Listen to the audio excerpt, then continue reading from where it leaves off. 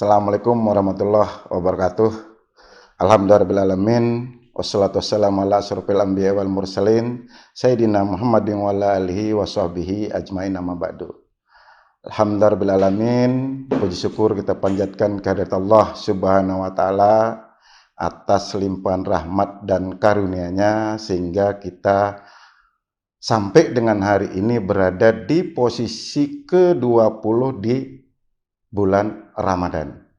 Alhamdulillah, semoga Ramadan kita selama ini ada maknanya buat khususnya diri kita sendiri maupun orang lain atau hablum minan nasnya kita.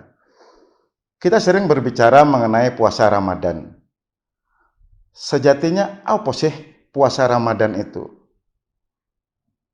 Puasa Ramadan adalah ibadah yang istimewa yang akan dinilai langsung oleh Allah Subhanahu wa taala. Sehingga apa? Ia tidak akan pernah membatasi seberapa besar ganjaran ataupun balasannya yang diberikan kepada hambanya. Sebagaimana beliau berfirman bahwa kecuali puasa, sesungguhnya puasa itu untukku dan untukku. Sekali lagi, bahwa puasa itu sesungguhnya adalah untukku dan aku sendiri yang akan membalasnya. Itu adalah firman Tuhan yang menegaskan bagaimana utamanya puasa itu. Tidak lagi dicatat oleh malaikatnya, tidak lagi dihisap oleh malaikatnya, tetapi dihisap langsung oleh yang maha kuasa, oleh yang ahad, kul huwallahu ahad. Dialah yang menghisapnya langsung. Namun demikian, tidak jarang di antara kita hanya sekedar menjalankan puasa. Menjalankan puasa sebagai apa? Sebagai kewajiban saja, tanpa kita mengetahui dan memahami secara utuh. Sesungguhnya puasa itu seperti apa sih? Makanya dalam salah satu hadis atau sabda Rasulullah SAW, betapa banyak orang yang berpuasa. Sekali lagi, betapa banyak orang yang berpuasa tetapi tidak mendapatkan apa-apa kecuali lapar dan dahaga. Hadis yang diriwayatkan oleh Nasai dan Ibnu Majah. Sini perlu kita sama-sama pahami betapa banyak orang yang berpuasa tetapi tidak mendapatkan apa-apa kecuali lapar dan dahaga. Jadi nilai puasa di sisi Allah Subhanahu wa taala sangat bergantung kepada kualitas dari puasa kita itu sendiri. Semakin berkualitas puasa kita, maka semakin tinggi nilainya di sisi Allah Subhanahu wa taala. Pertanyaannya, bagaimana puasa Ramadan kita ini menjadi puasa yang bermakna dan berkualitas? Bagaimana, sekali lagi pertanyaannya, bagaimana puasa kita di bulan Ramadan ini menjadi puasa yang bermakna dan berkualitas? Sehingga kita perlu yang namanya persiapan sebelum datangnya Ramadan sampai dengan pelaksanaan ibadah saum di bulan Ramadan. Saya jadi teringat ketika saya di Lombok atau masih kecil lah dulu, masih sekolah, zaman-zaman saya sekolah. Bagaimana tradisi yang dilaksanakan oleh saudara-saudara kita di Lombok. Ketika mau datang Ramadan, 3 hari atau 1 minggu sebelumnya, itu kita sudah senang sekali, bersukacita, bersukaria. Implementasinya apa? Seminggu sampai dengan 3 hari sebelumnya. Kita yang anak-anak muda dulu, itu apa yang kita lakukan? Apa yang kita kerjakan? Membersihkan yang namanya masjid, melakukan pengecetan, membersihkan musola dan lain sebagainya. Sampai H-1 atau pada saat nanti malam kita mau melakukan yang namanya tarawih. Malam pertama kita tarawih, itu semuanya kita bersukacita, semuanya kita senang. semangat kita menyambut Ramadan itu sangat tinggi. Apa yang akan kita lakukan? Tadi yang saya sampaikan. Habitnya orang-orang itu, teman-teman itu adalah dengan sukacita dia melaksanakan apa? Kewajibannya dia. Membersihkan musola, bahkan sampai jalan itu dibersihkan. Berbeda lagi dengan tradisi di orang tua atau keluarga kita di rumah. Sebegitu sukacitanya menghadapi Ramadan, dia sudah persiapkan apa yang akan menjadi hidangannya dia nanti pada saat malam pertama dia sahur. Sebegitu sukacitanya. Makanya pada saat menyambut Ramadan, pasang dulu niatnya. Pasang dulu niatnya bahwa saya akan melaksanakan, akan bertemu dengan yang namanya Ramadan. Saking bahagianya bertemu kembali dengan Ramadan, makanya sukacitanya itu diimplementasikan dalam perbuatan yang baik dan yang menarik. Terutama dengan hubungannya nanti dengan sesama manusia yang akan melaksanakan ibadah taraweh dan lain sebagainya, atau orang yang lewat di sekitar masjid dan lain sebagainya, termasuk juga nanti bagaimana dia bisa melaksanakan ibadah taraweh dengan khusyuk dan ikhlas. Itu ya. Berikutnya, setelah kita punya perasaan sukacita menyambut Ramadan, bagaimana kita mengimplementasikannya, mewujudkannya dengan melaksanakan semuanya itu secara ikhlas. Tanamkan semuanya itu secara ikhlas. Aku akan melaksanakan ibadah saum, ibadah puasa, maka kita tinggalkan semuanya. Ketika kita bisa melaksanakan itu dengan ikhlas, maka insya Allah puasa ini bisa kita maksimalkan. Pasti kita tidak akan punya pemikiran-pemikiran yang aneh-aneh. Kalau istilah di Surabaya, mokel atau puasa beduk. Tetapi kita sudah dari awal punya persiapan, sukacita yang tinggi, kemudian punya dan bisa kita menanamkan rasa ikhlas yang tinggi di dalam diri kita, maka semuanya itu akan pasti bisa kita laksanakan. Yang berikutnya, persiapan yang ketiga adalah meninggalkan hal-hal yang sekiranya nanti membatalkan puasanya kita. Kita akan tinggalkan semuanya. Lalu di dalam perjalanan ibadah puasa, tadi kita sudah punya persiapan, selanjutnya bagaimana kita menjalankan ibadah puasa kita. Supaya semuanya itu tidak sia-sia. Yang seperti disampaikan oleh Nabi kita, Nabi Muhammad SAW. Tidak hanya mengerjakan ibadah puasa, tetapi hanya mendapatkan lapar dan dahaga. Itu teman-teman, jangan sampai kita itu hanya berpuasa tetapi yang kita dapatkan adalah apa? Lapar dan dahaga. Kemudian apa sih yang akan kita lakukan pada saat kita berpuasa? Pada saat kita berpuasa, apa yang bisa kita jalankan? Apa yang bisa kita lakukan supaya kita tidak hanya mendapatkan yang namanya lapar dan dahaga? Tadi kita sudah persiapan, kita sudah punya persiapan. Bagaimana kita bersukacita, bagaimana kita punya keikhlasan. Begitu pula halnya pada saat kita menjalankan ibadah puasa. Harusnya kita melaksanakan itu dengan ikhlas. Hanya mengharapkan keridhaan dari Allah Subhanahu wa Ta'ala. Di sini pun Rasulullah SAW bersabda, barang siapa yang berpuasa di bulan Ramadan karena iman dan mengharapkan perhitungan atau pahala serta ampunan dosa-dosanya dari yang terdahulu. Saya ulang ya, barang siapa yang berpuasa di bulan Ramadan karena iman dan mengharapkan pahala dari Allah Subhanahu wa Ta'ala, maka akan diampuni dosa-dosanya yang terdahulu. Hadis ini diriwayatkan oleh Muttaqun alaih.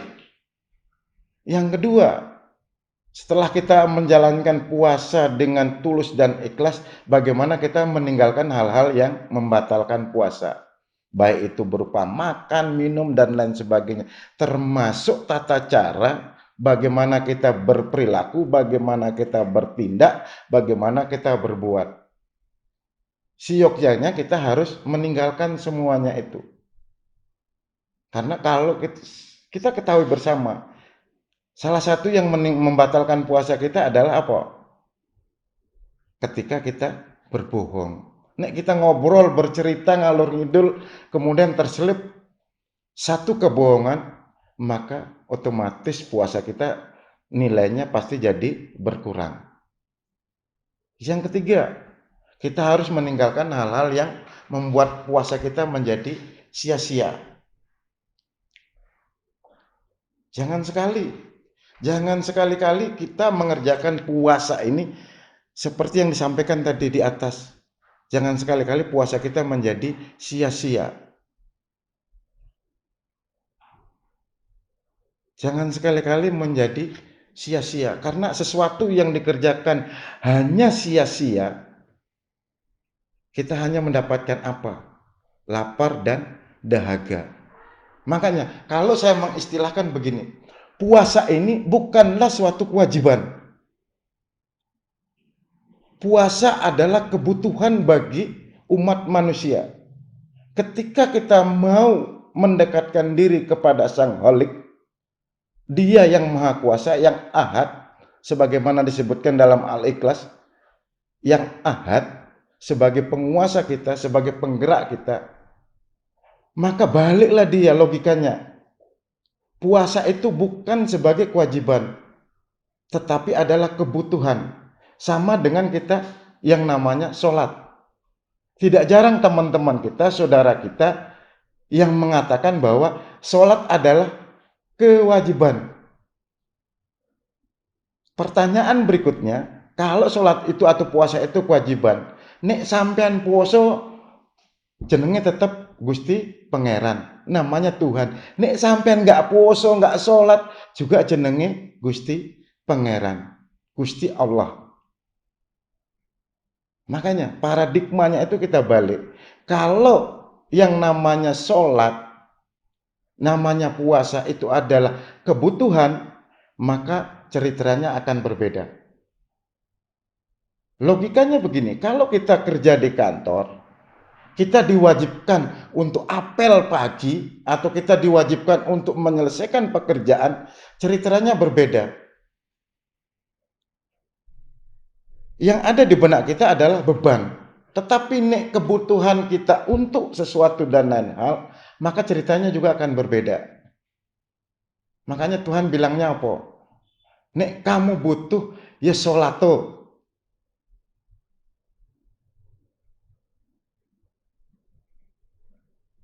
Ini dia yang mungkin mudah-mudahan kita sama-sama bersepakat bahwa yang namanya sholat, namanya puasa itu adalah kebutuhan.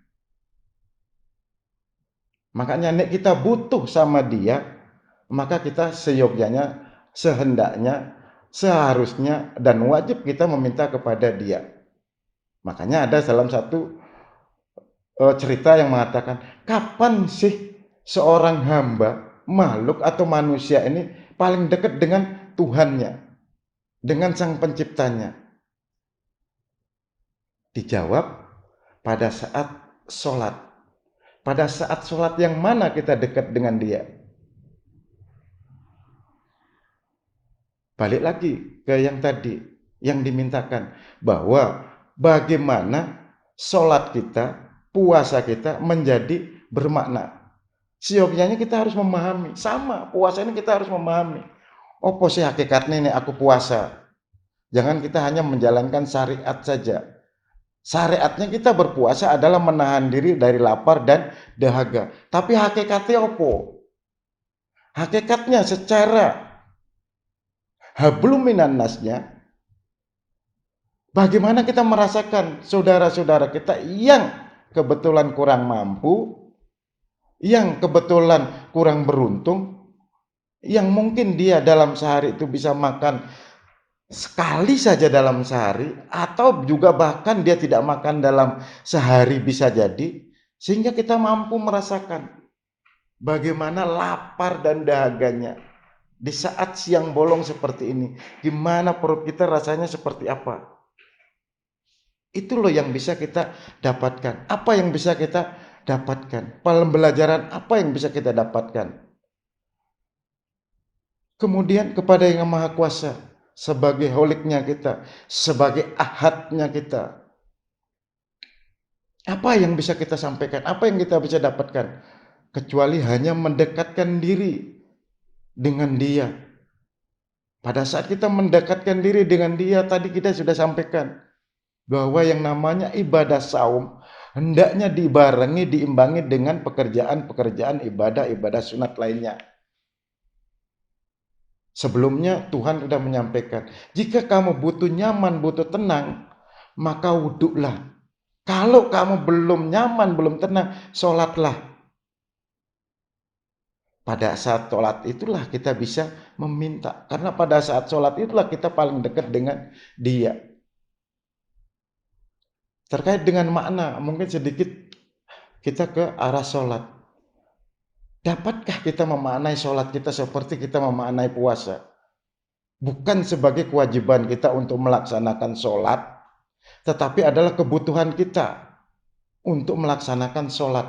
Nek kita butuh nyaman, nek kita butuh tenang, sholat tuh. Tetapi nek awakmu nggak butuh tenang, nggak butuh nyaman, terserah awakmu.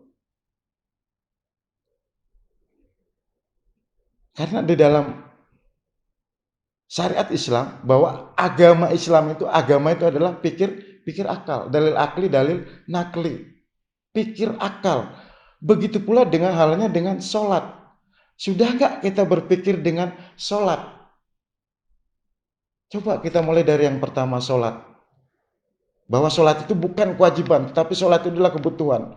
Ketika kita melakukan takbiratul ihram, Allahu Akbar, mengangkat tangan kita, bahwa kita mau melakukan ejawantah pengakuan diri kita kepada Dia yang Maha Kuasa. Allahu Akbar. Pertanyaan berikutnya, sudah tidak kita memaknai kalimat takbir ini sesungguhnya terkait dengan yang namanya panca inderanya kita dan lain sebagainya. Begitu kita bilang atau mengucapkan Allahu Akbar, di situ kita menarik napas kita.